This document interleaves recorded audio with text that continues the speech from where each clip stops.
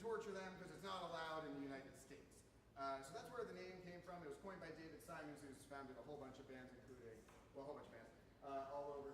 And we felt it represented what we try to do of having a unique version of music and a song that is our own, while also drawing attention to important community issues.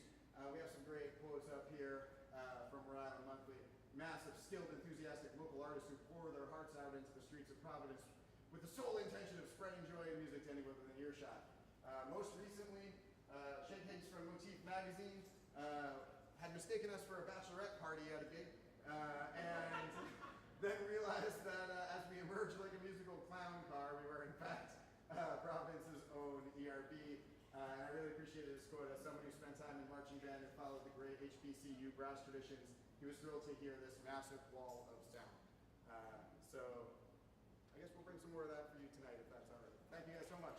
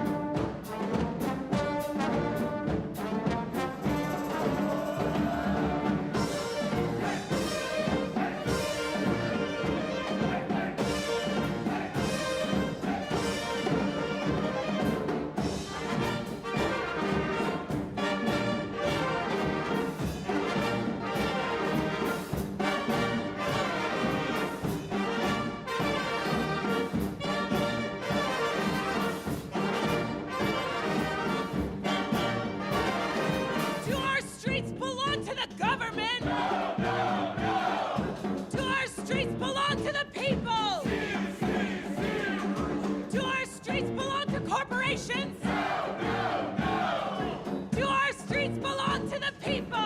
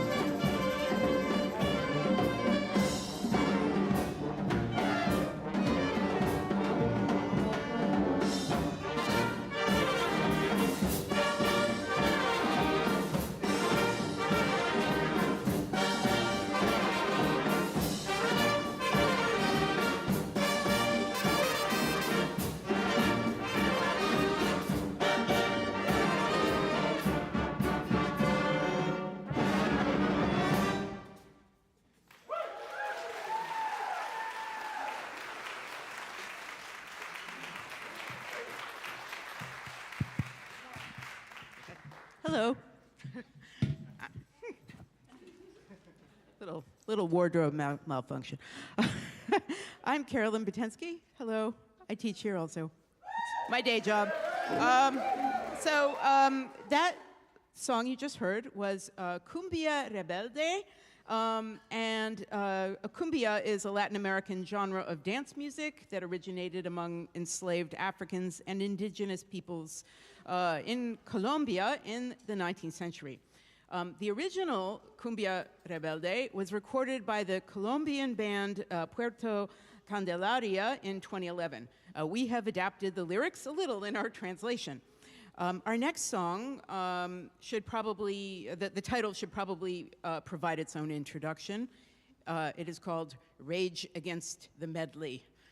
This mashup of Rage Against the Machine numbers was arranged by one of our members, Nat Heffernan.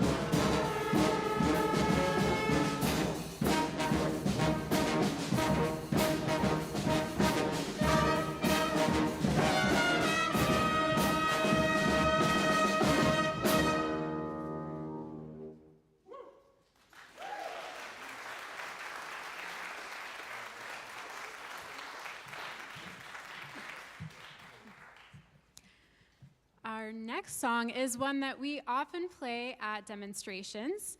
The name of this song is The Time Is Now, Trust the Poets, and it was created in collaboration with local spoken word poets as well as local storytellers for PVD Fest in 2019. Here it is.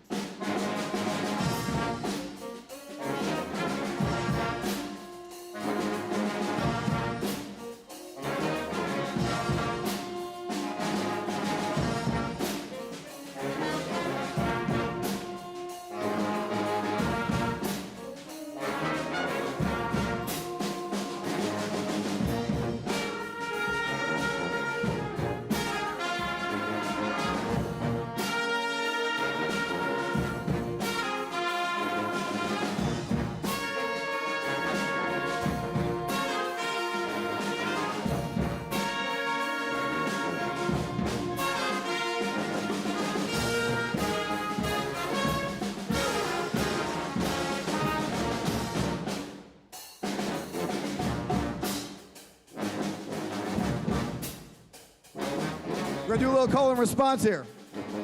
When I say black lives, you say matter. Black lives, black lives. When I say the time is, you say now. The time is, black lives matter. The time is now. Black lives matter. The time is now. Black lives matter. The time is now. Black lives matter. The time.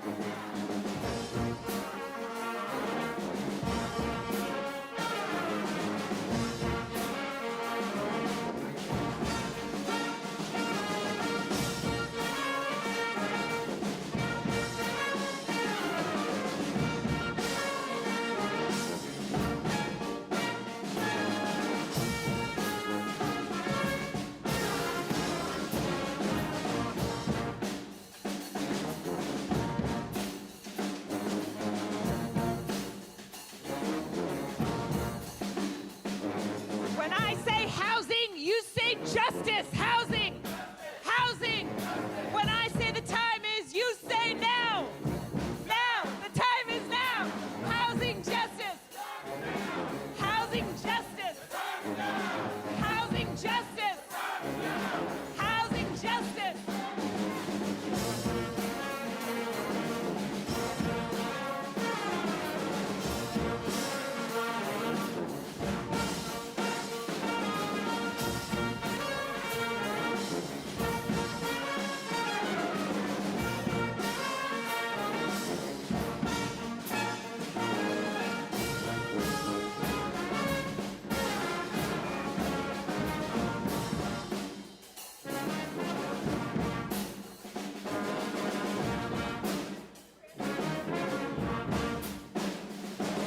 When I say trans rights, you say human rights. Trans rights, human rights. Trans rights, human rights. When I say the time is, you say now. The time is, trans rights are human rights. The time is now. Trans rights are human rights. The time is now. Trans rights are human rights. The time is now. Trans rights are human rights. The time is now.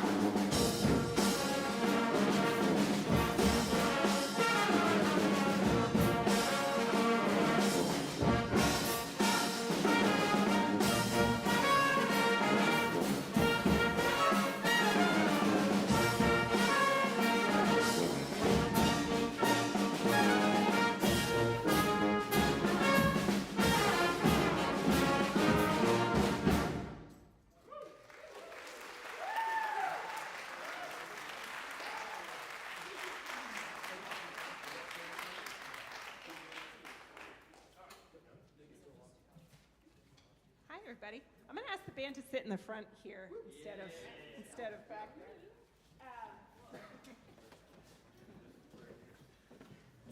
Thanks for having us tonight. Yeah, I can't see anybody out there, so. So as Mike said a few minutes ago when he talked about the genesis of the band, obviously ERB was founded because music is really profoundly linked to democratic practice and to activism, and that's what we're about. So a couple of months ago, ERB played at the ribbon cutting of a temporary shelter.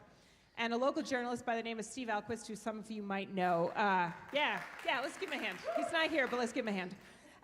He observed, when ERB shows up at something, then you know you're on the right side of the history. And that's quite a compliment, and we're really proud that someone would say something like that. But I want to note that it's probably not actually possible for ERB to be so consistently on the right side of history if we weren't open, collective, leaderless, and inclusionary. So I'm going to get to that in a minute, but I want to zoom out first. Brass bands have a really long association with protest and with resilience movements, and they also have a long association with war. The activist street band community certainly didn't invent music as resistance. We did not pioneer playing in the streets, and we draw from a global legacy of musicians who put sound into space in service of justice, pleasure, or freedom, including fanfare traditions across Europe, Carnival in South America and in the Caribbean, Haitian rah-rah bands, second-line traditions of New Orleans, among many, many others. Around the world, people have used sound to interrupt business as usual, to object, to assemble, to gather, to make demands, to celebrate victories. And whether it's youth protesters blowing air horns at Lebanese parliamentarians who illegally extended their own political terms, that happened, to popular music helping name the desires of the 2011 Egyptian revolution, that also happened. Music can really energize moments of social change. That's what we aim to participate in. But a little backstory here, right? The contemporary brass band, the one that we sort of see now, originated as a fusion between military and folk music on adapted European military instruments and have been used to express militarism, but also solidarity and resistance and entertainment. So for instance, Balkan-style brass traditions stem from the first Serbian uprising in 1804. So the trumpet was used to gather people together to announce battles. And then it becomes an instrument of entertainment during downtime because soldiers were transposing popular folk tunes for fun. And that resulted in the sort of distinctive fiddle-like lines that we associate with Balkan brass music. But the point is that brass horns, including trumpets, let's hear trumpet. There we go. Trombones. Flugelhorns, we don't have any of those. French horns, we don't have any of those either today. Sousaphones, yeah, are some of the most widely disseminated instruments in the world, and they have traveled far and wide on the wings of militarism and of colonialism. The earliest US marching bands were most likely the fifers and the drummers and the trumpeters and the pipers of colonial-era militias.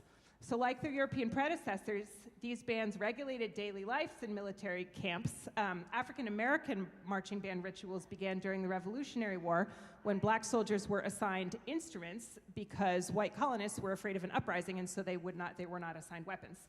And those musical traditions developed with each passing war, and their influences spread. And so currently, American HBCUs, for instance, have a very robust marching band culture that came out of those military origins. But the military histories interact with the here and now, obviously. Brass instruments require you often to play with other people. A band is, by definition, a collective thing. Militaries are almost without exception hierarchical. They're majority male. And so when street bands like ours specifically dedicate space to women and gender minorities, while at the same time making decisions collectively or acting in service of peace, we are transforming entire histories and social relationships that are associated with the instruments that we use, and I think that is really cool.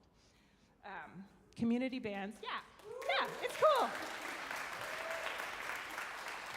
Community bands as a phenomenon emerged more widely during industrialization. It was part of the spread of factory work, and they flourished all over the US and Europe, and they were attached to congregations and factories and towns, and they were both creative outlets and also symbols of solidarity, and they were almost exclusively male. So they got more popular with a sudden increase in available raw metals, meaning that instruments could be made more cheaply, but also industrialization itself. Company owners were trying to basically foster a hobby that would keep the workforce occupied in its spare time. Brass bands fit the bill. And so these musical spaces, which were meant to pacify and distract people from their poverty and their economic exploitation, wound up at some points becoming mechanisms for channeling anger and action and connection. Brass obviously lends itself to protest particularly well. As you have doubtless noticed, it is loud. The sound carries, it cuts across crowds, but music at political demonstrations is often a kind of a ritual event. It helps remind people of who they are and what they're doing and of our place in a bigger movement. And maybe most importantly, at least for me, this kind of music can capture a brief sort of transient glimpse at how the world might be, right? Gives us a little bit of a vision into the future. And over time, the phenomenon of music as resistance in the US developed a particularly close relationship to the Southeast. Benevolent societies and mutual aid organizations emerged in the 1700s to help and support free and enslaved Black Americans cope with financial hardships, and those included illness and funeral costs, in New Orleans specifically, but also elsewhere. These groups eventually morphed into the kind of social aid and pleasure society and were the force behind the parades for which New Orleans became quite famous. Although they are now well known and highly commodified, these parades, it's important to remember, were initially a response to racial exclusion and oppression. And contemporary New Orleans brass bands such as Rebirth, brass band New Birth, and Soul Rebels have mostly maintained the currency of brass music by updating tradition with elements specifically of funk and hop. But these contemporary groups are still largely, if not entirely, male. And because of that, when we talk about like musicology and research on New Orleans brass band, a lot of that has focused on racial identity and how an ensemble of portable instruments that was originally associated with the European military became racially encoded as Black in that city. And because of the relative absence of women in brass bands overall, gender identity is like kind of an absent category, right? Gender matters, but we don't talk about it. And band's evolution as tools of protest is also what we like to call gendered. At least since the Renaissance, here's a fun fact. If they played at all, women were directed towards feminine instruments, meaning those that could be played without, quote, making faces or assuming indecorous postures. Yeah. Bass viols or cellos, for instance, which are held between the knees, are considered indecorous, among other things. And as one turn-of-the-century analyst wrote, although the sweetness of the flute disposed it for female players, other wind instruments distort the cheeks and redden the face. Several types of horns induce an unbecoming deluge of saliva. You will see some on the stage behind me. For centuries, women's appearance on stage in any role at all was not just frowned upon, but actually banned outright. And for middle and upper class women especially, the social sanction of making a display of yourself in public really violated the norms of propriety and modesty. And so when women performers first became more common on stage, they were often from lower social classes. The earliest documented US women's-only bands actually emerged from family musical groups in the 1850s or thereabouts. And while some toured with vaudeville troupes, most were actually local to one area, and they provided the same sort of entertainment services that their male counterparts did. But even in the 20th century, and I would add even in the 21st, there was a lot of resistance to gender integration in music.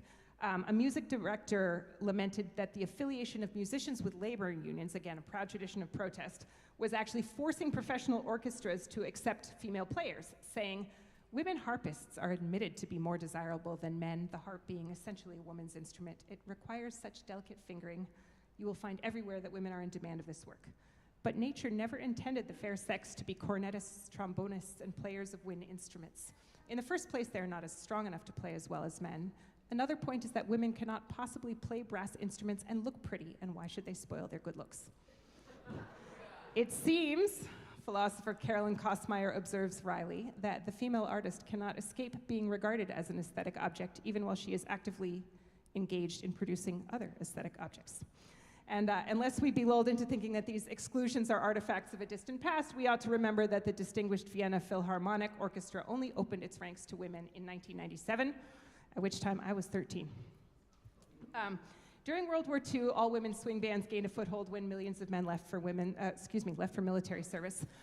These groups at the time were mostly racially segregated in the United States, and in the late 1930s, the International Sweethearts of Rhythm became the first racially integrated all-women's band in the United States, and they were featuring some of the best musicians of the day. At the outset included Black, Latina, Asian, Native American, and biracial women, and in 1943 it began inducting white women. It was physically dangerous for an integrated band to travel in the US South at that time, and so lighter-skinned musicians actually darkened their skin to blend in on tour. But because there's very little documentation of these bands, their impact on history and also contemporary musical practice is largely unseen. It remains something of a lost story. But at the same time, gender is still a thing in brass music. Even now, girls in school bands are often steered towards flutes and woodwinds, so like lighter sounds, and away from percussion and brass. And because of this, women and femme brass players often come to their instruments later in life. They often have less formal training or more catch-up to do. They still take way fewer solos in public. And the point, really, is that brass music is still kind of stamped with the expectations of masculinity. And contemporary musicians of all genders really have to figure out what that means for us here and now. And so in other words, even given our explicit values about access and democracy and inclusion as a community in the honk scene, street bands still really struggle with some of the legacies that have shaped us.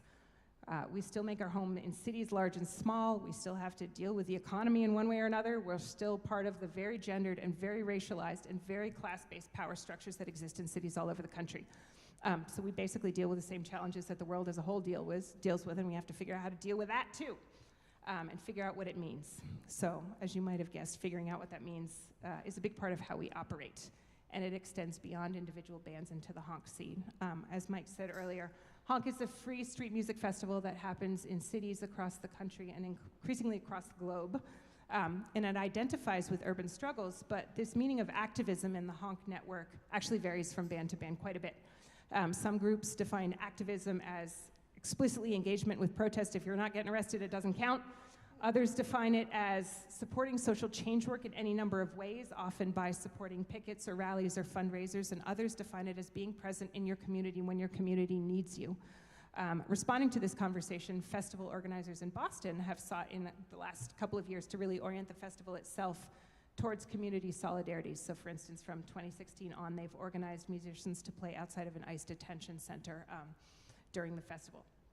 So bands are never one thing, right? At times, we're vessels of public political confrontation.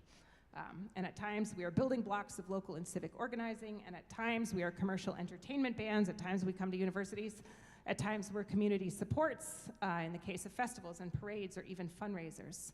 And at times, the primary focus is internal, as places where we as musicians explore our own musical growth or simply blow off steam. Sometimes they act as mutual aid, and almost always they're members of the cultural vanguard. But what I really kind of want to end by emphasizing is that the internal organization of these groups, how they function, how they make decisions, how they choose to comport themselves in the world, actually I think affects the external politics of a city and a community in a way that is greater than the sum of its parts.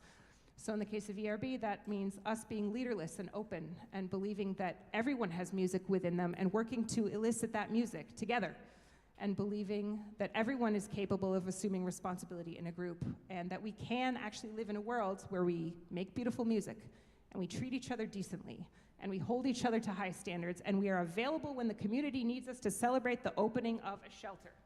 And that more than that, we can do it without excluding anyone. Right? These practices reflect our values. And it doesn't mean we're perfect, trust me, we're not. But it is part of how bands like ours try to build the world that we want to see. And that for me is a profoundly moving idea. And that for me is actually a model for democracy. So I'll end with this from a former bandmate, actually, who used to play with us, who says, in Austin, Texas, once we were playing a performance at a homeless shelter.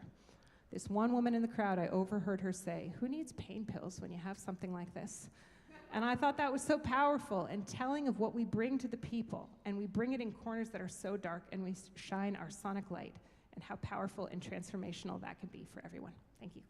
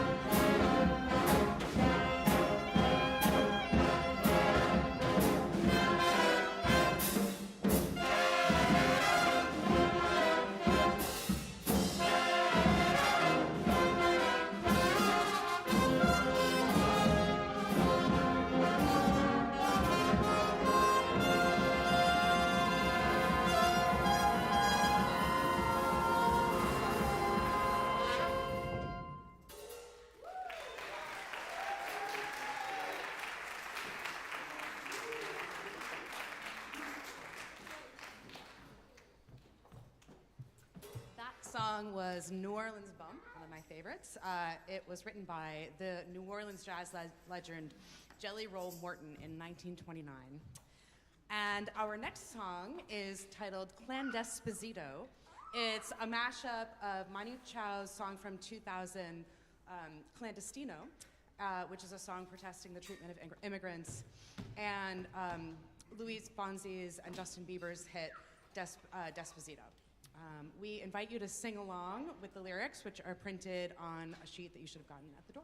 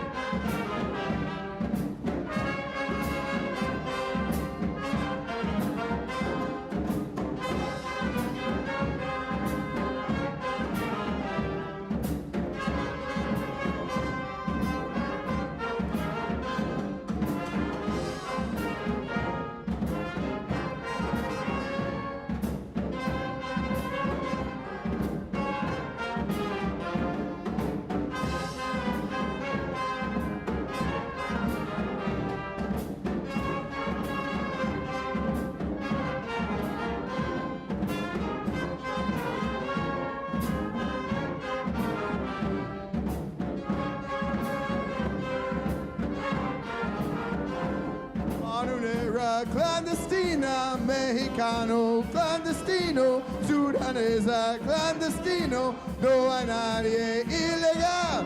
Palestino, clandestino, hondureño, clandestino, haitiano, clandestino, no hay nadie ilegal.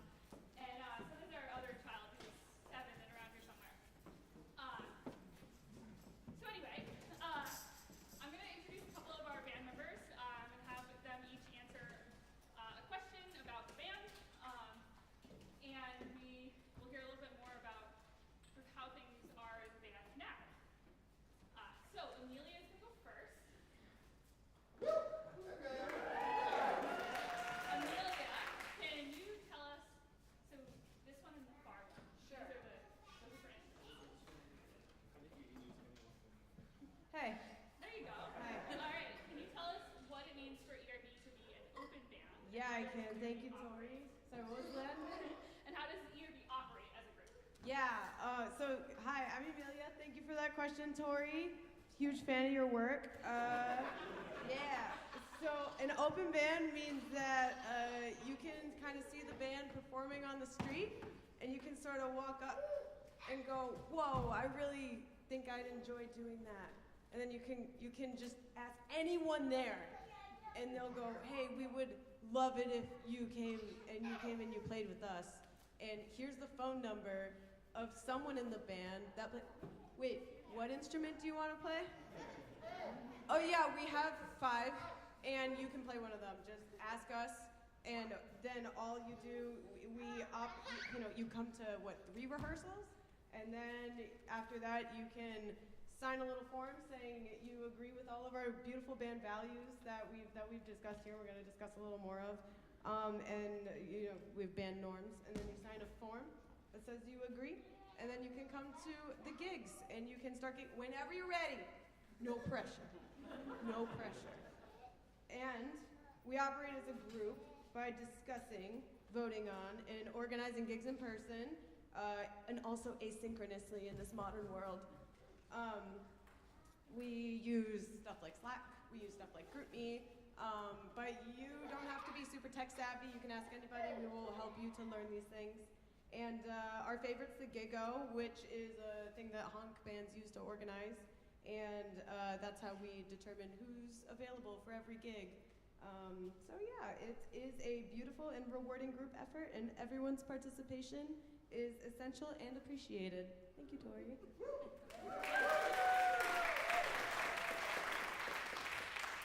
you, Amelia. So next up, Maggie B. You're a relatively new member of ERB. Can you tell us what it is about the band's mission or values that made you want to join? Yes, hi, thanks Tori.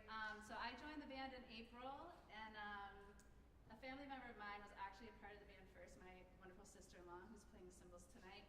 And I, at that point, lived in Connecticut and saw all over her Instagram just how fun this looked. And when I learned that I was moving to the Providence area, I was like, I definitely want to join that band.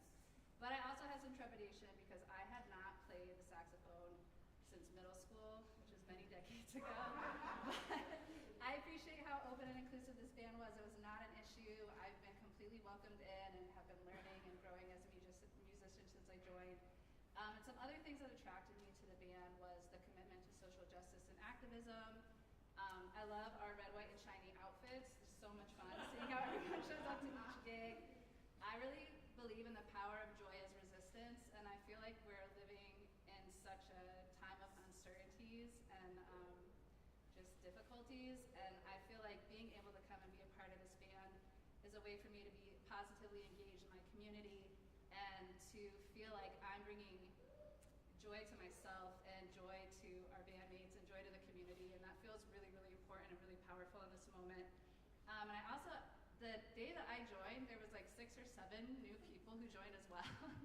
So I asked any of the other new bandmates if they had anything that they wanted to share as well. My bandmate Louie, who's playing soprano tonight, shared that he first encountered the band at a protest and was like, I really want to be a part of that. Joined the band same night I did, and just shares that one of the things that he still loves so much about the band is the fun energy in the music and the commitment to social justice and activism that we have through our music. So thanks so much for including me on this panel. Thanks.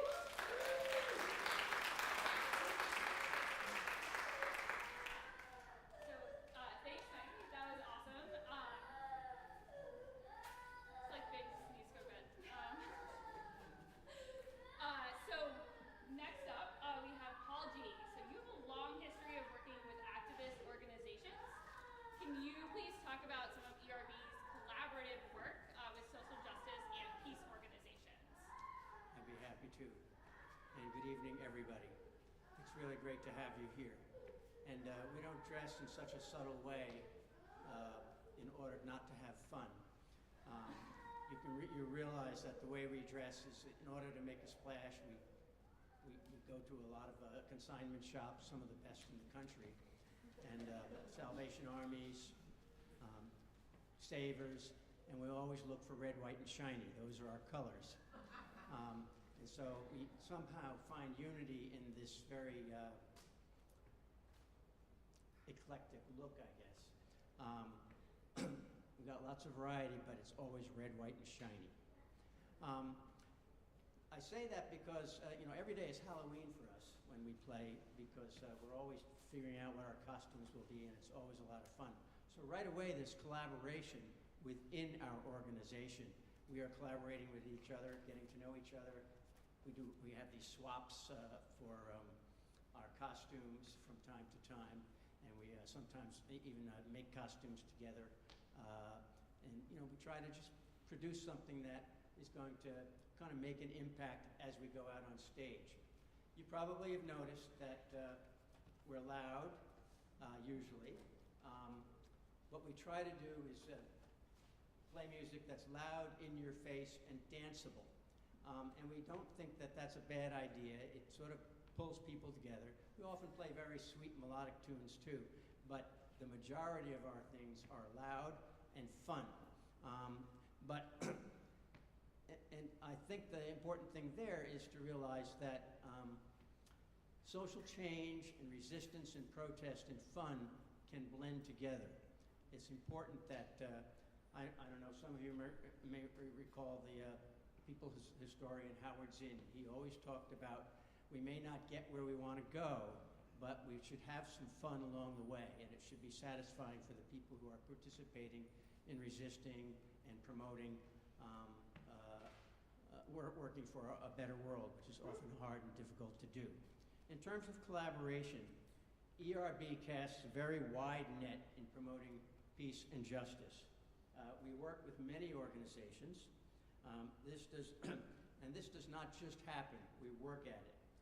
We have about 45 to 75 gigs a year. If we look back over our 19 or 20-year history, that's what happens. We have some years that are a little lighter than other years, but I think the biggest year was 79. I know that I've been using the number 60 as sort of what we often do in terms of gigs. That history makes us part of the fabric of Providence, of the metropolitan area, and of Rhode Island, and even beyond. We go outside the state not infrequently. We're a big band, and what you've probably noticed is that we're intergenerational. And I think that's very important because we bring different perspectives from our different age groups. And we have different experiences, and that again is another kind of blend that we're trying to promote out in the world, but we try to do it by being a good example of that. Our music, I think, is accessible, and all factors in generating, there are many factors in generating collaborations, all the ones that I just mentioned, but people and organizations find us, and we also find organizations to work with us. It's a two-way street, and I think that's important. And that's because we are part of the community. So people hear us, we play all these gigs, and that leads to other people saying, gee, I wonder if they could work with our organization, if they come